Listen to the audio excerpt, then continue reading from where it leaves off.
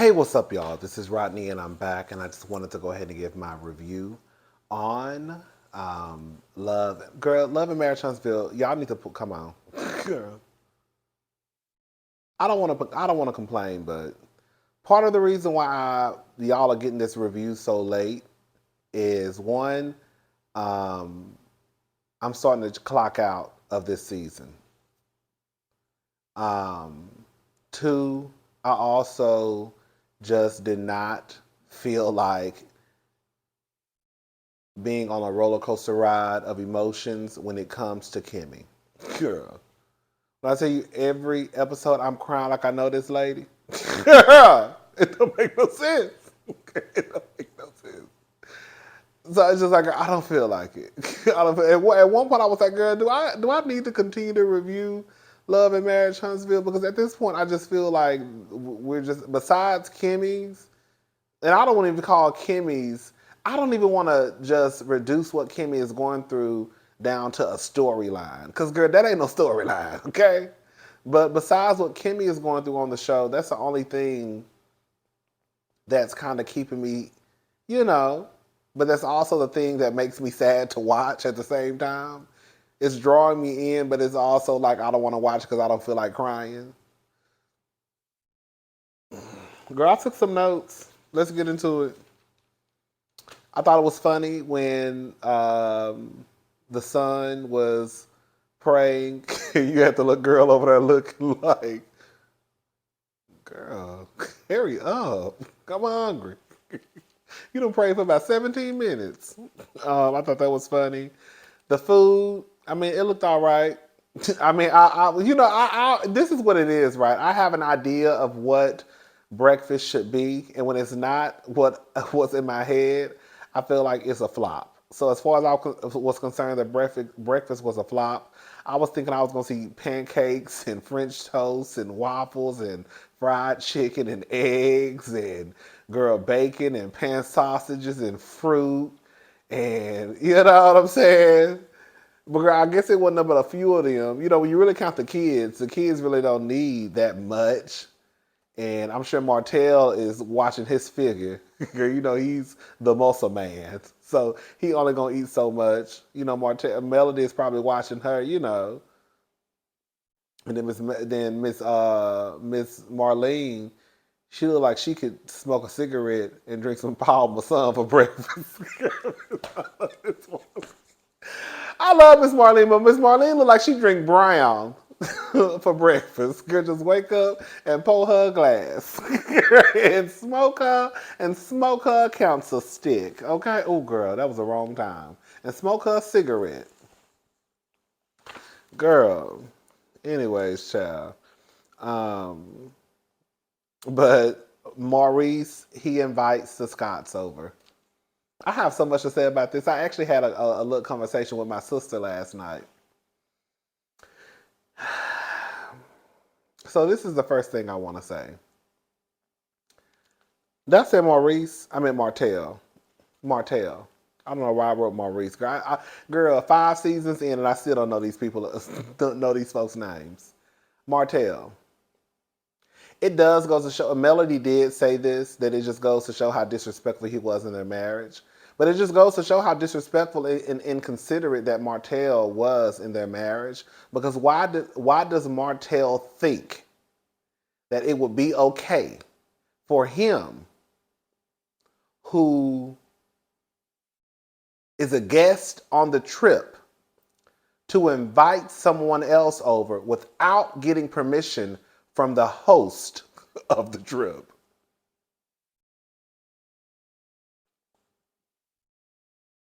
And you're inviting someone over that, quite frankly, you know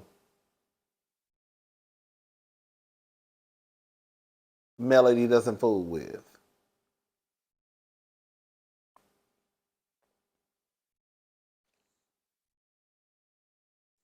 Martell would have got cursed out. Martell would have had to see me upstairs. Martell, can you come upstairs for a second, please? And I would have laid his ass out upstairs. However, I also felt, a part of me felt like, well, Melody, This is what your ass get because you popped up at Destiny shit uninvited, half-ass speaking. So now it ain't no fun when the rabbit got the gun, family vacation and all. And girl, the quiet as it's kept, you don't own the beach. So the same way you popped up at Destiny's, I'll be re-grand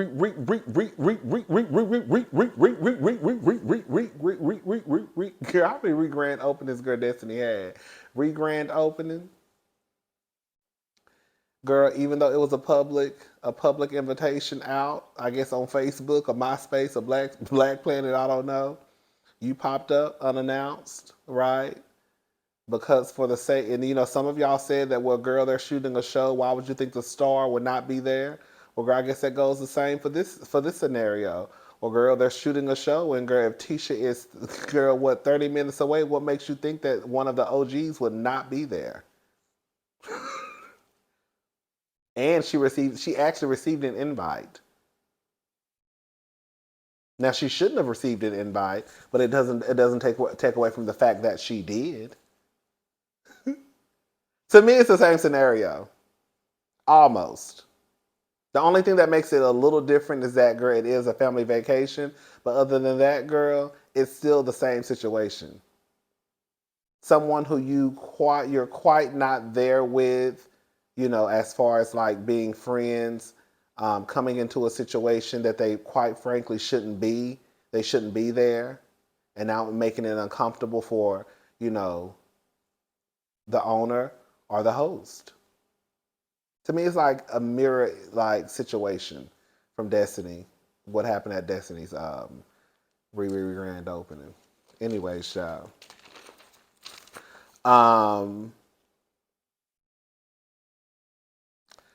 Martell wants to be back with Destiny. Martell wants to be back with Melody. It's that simple. I mean, we've already talked about. I'm not going back down this whole Melody Martell dumbo. Girl, they're divorced. They're not together. Melody, even if she wanted to be with Martell, she's not going to be with Martell.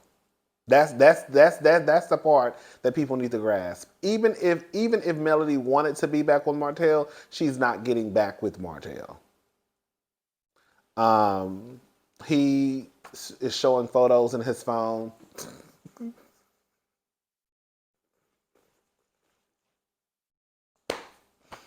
Even at the end of the episode when Martell, I guess, got choked up and left the interview, that didn't move me. That didn't move me. Okay, he got up and left. He got up and left because he probably got choked up and wanted to cry. And girl, your ex-wife was crying every night. Catch up. And even then, I still wouldn't give a fuck. Like, I mean, and it doesn't matter because, girl, we just saw that him and Melody were going back and forth online just a few months ago. So everything that you can't really get caught up into what Martell says because he just proves us right whenever he gets online and acts a complete fool. The Scotts arrive. At one point, Melody and Martell were kind of basically like taking. I felt like Melody was kind of like taking jabs at Martell, but in her defense, I would probably have been the same way, petty and all, picking fights and all. Cause how dare you? Cause nigga, you barely got a seat at this table. So how dare you invite someone on to my house, girl? And yeah, they made it out to the beach first, but how dare you invite someone over here, right? Without consulting with me first. You don't run nothing in this house. That's Martell's issue. He still thinks that they're married and he can just do as he pleases. That's why I low-key wish Melody would have shut that shit down. Production probably made her do it though. But I wish Melody would have shut that shit down. Like, no. And if you have a problem with it, you can go. Just fuck up the whole family trip. It ain't my fault. It ain't my fault. Did I do that? Okay. Martell made a comment about Melody getting braids because she know he likes the braids and he got his daughter hair like that. Or maybe she got her hair braided because she was going to the beach. I don't know. Yeah, she's probably never had her hair braided, but now she probably thinks it's a cute style, an in style. Girl, I'm going to the beach. Let me get my hair braided. It's a lot of women I know that go to the beach. If they go on vacation to somewhere like, Miami or Jamaica or the Bahamas, they get their hair braided. It's not that big of a deal, child. It's really not. Martell, ain't nobody. Martell, you think somebody thinking about you, and girl, you probably the last person on Melody's mind when she got her hair braided. Um,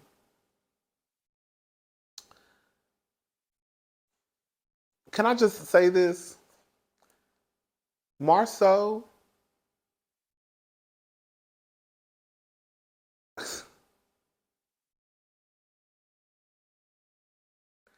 Marceau,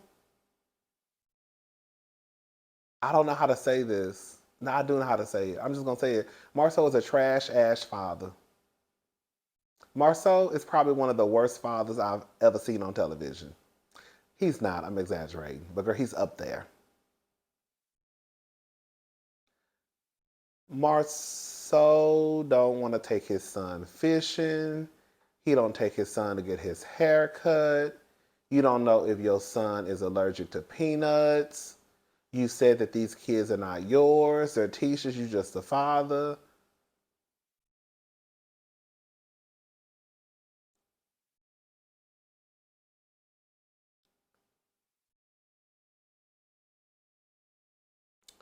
I think it's important for men to know how to do their daughter's hair, right? It's not that hard, girl, to bust it down the middle and throw two plaits in somebody's head. It's not. Even if the line, you might not have the best line going down the middle, but girl, get a comb, bust it down the middle. Girl, throw some water on the hair, whatever products you use. Girl, throw a rubber band around this plait, puff it up. Throw a rubber band around this plait, puff it up, and girl, send her on her way. Or just bring it all to the middle, puff it up, throw a rubber band on it, and push on out the door. Okay, it ain't that hard.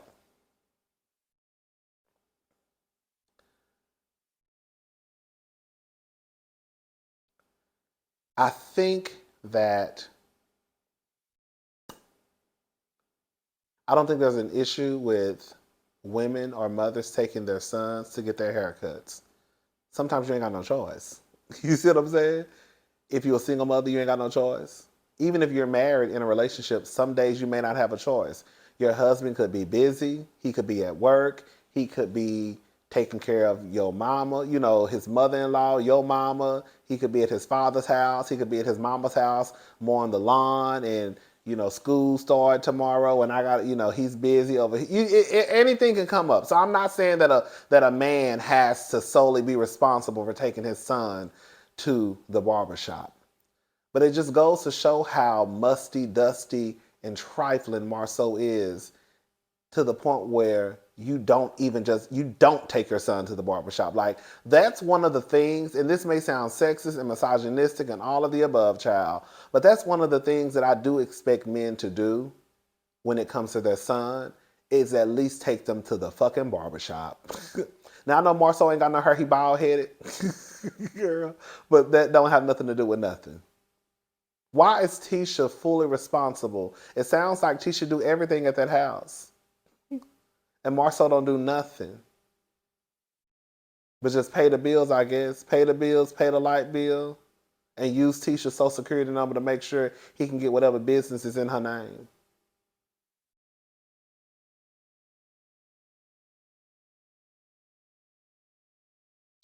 Tisha, you better not ever turn your nose up at Melody ever again. Because the way, the arrangement you got over there at your house, girl, I would be embarrassed if I were you. Your husband don't take your son fishing. Girl, he don't know what he allergic to. Girl, he don't take him to the barbershop. Now, as toxic as the barbershop is, he probably, girl, Girl, sometimes they ease up on the conversation, girl, depending on what barbershops you go to. I have noticed some of the well, not some, let me stop lying. I used to get my haircut at a barbershop where they were very strict on the language that was used in the barbershop, especially amongst women and kids. But even when it wasn't any type of even if it wasn't a woman in the barbershop or kids, they were still kind of strict on the language that was used. Um, that's one thing I did appreciate about that old barbershop, but it was too far though. Anyways, I'm getting off subject. Um, but as toxic as the barbershops can be, I still feel like that's a place, at least, like if your daddy ain't gonna be nothing, ain't gonna be responsible for nothing else, like at least the motherfucker can go get the little boy haircut. Like, damn. Girl, you can't even do that. So Tisha gotta comb the kid's hair, because if he ain't getting the son's haircut, he damn sure ain't combing little Remy and little Mason hair, whatever them kids' name is, honey. I don't know. He not combing the little girl's hair if he can't even take his son to the barbershop. So you mean Tisha do the cooking, she do the cleaning, girl. She have to arrange for the kids to wherever they gonna go when they need a babysitter. She gotta take the little son to get his hair cut. What the fuck do Marceau do? And then the real gag is, like he said in his confessional, he ain't never been denied no pussy before in his relationship. He ain't said, but I don't know what he said because they bleeped it out. I guess he said ass. That's how I know Tisha is one of the biggest fools of them all. Because you over there working like a slave and still laying on your back and letting this nigga climb on top of you. I wish the fuck I would. I wish the fuck I would. You doing all that work and still letting the nigga climb on you. He ain't did shit but pay a light bill for $150 probably. And fuck your credit up.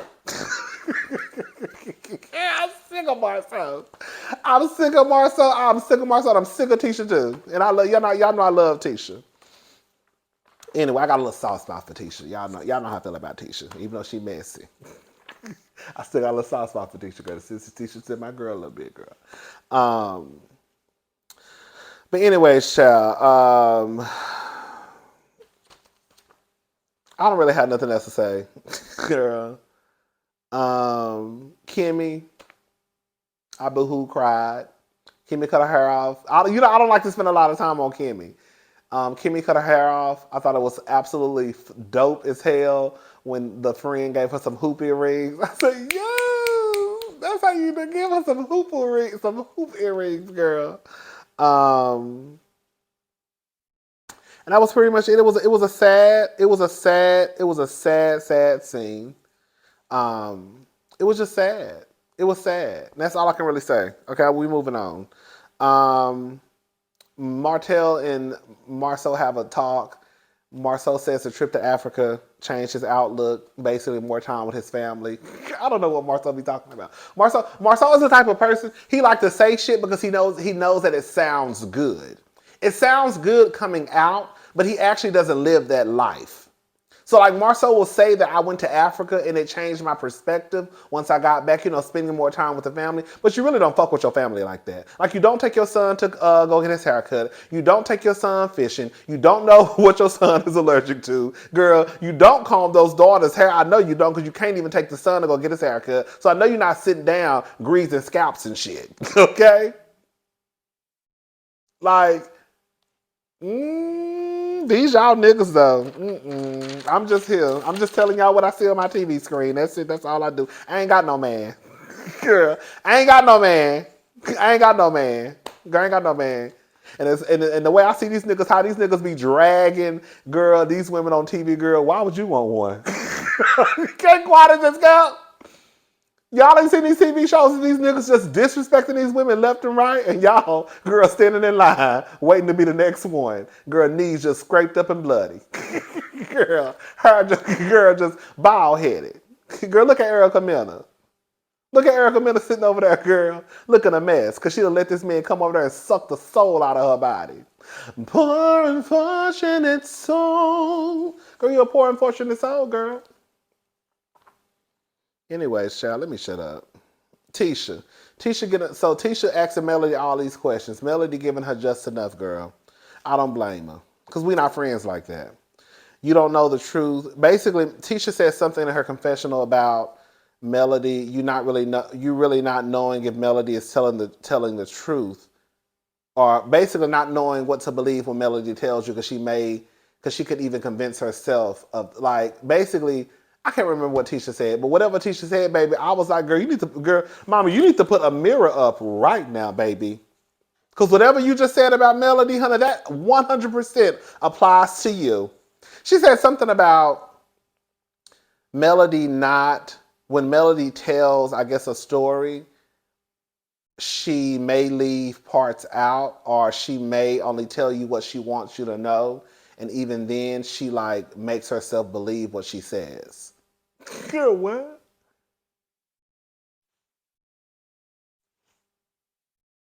I said, Tisha, honey.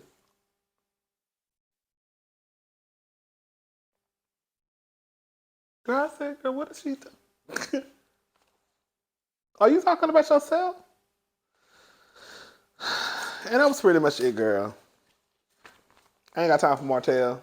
Martell, you fucked it up. You fucked up the church's money. Shout out to fucking Aniva. You fucked up the church's money. Now you on TV talking about girl all this bullshit. You can't finish your confessionals. Don't nobody give a damn. Girl, go over to that girl Ariane house. That's where you like being at during the pandemic anyway. Girl, we don't care. I don't care about Martell crying or getting up and can't finish. I don't care. That don't move my spirit at all. Okay? I'm gone. I'll talk to y'all later. Bye.